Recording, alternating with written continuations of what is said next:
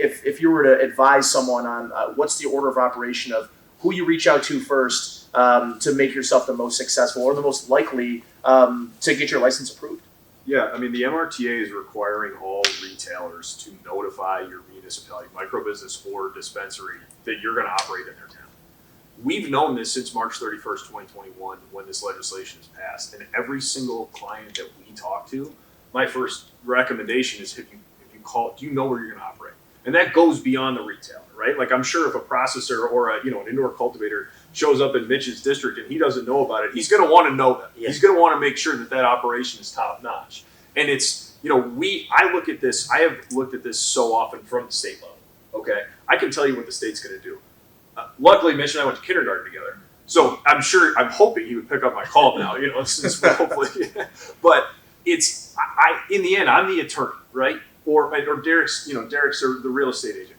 But it's got to be the business owner to the municipality. Introduce yourself, get familiar, because right now, with these municipal notice requirements, you need to upload, if you're a dispensary or a micro business, on your license proof that you notified your municipality that you intend to apply. Not that you're opening, that you intend to apply. And this comes across Mitch's desk and he's like, who the F is this person, right? It's on the municipality to actually give an opinion. This is in the MRTA as well. You can give an opinion. If Mitch sees you and he doesn't like you, he can say, we don't support these guys. And guess what? OCM's never going to look at that because they can't deal with your local issues. They can only deal with the state level issues. So if you've bothered somebody or you intend to operate in a place where you don't know where the rules of the road are, that's a big problem. I take this as they can say, no, we don't want you here. We express no opinion, and we're working with a client on that right now to try to change that.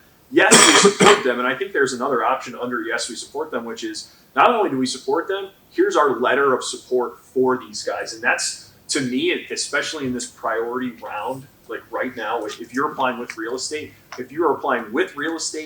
and you can prove your municipal notice and the municipality is behind you, I don't see a much stronger application outside of maybe the demographics of coming from a community disproportionately impacted by cannabis enforcement. So one thing I wanted to add to that too, because this is where you and I have been having a lot of conversation lately, it's not just real estate on these applications that are required, it's also POS. You have to have a letter of intent to sign with a POS company. What other small aspects of this application are required that maybe people don't know? Yeah, and I'm going to ask Rachel and Alexis to check me because they're doing this as much. So vendor POS, if you're going to be doing anything other than vending, you have to have an inventory tracking system. So seed to sale tracking.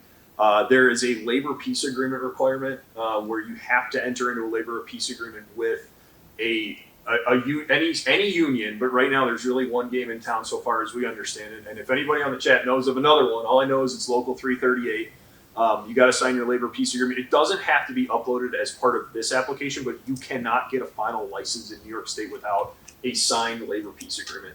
I'll let the labor and employment attorneys talk about what that actually means, but it's basically like it's a handshake deal that we're not going to get in one another's way if the union tries to organize or if the union tries to unionize the employees of the company.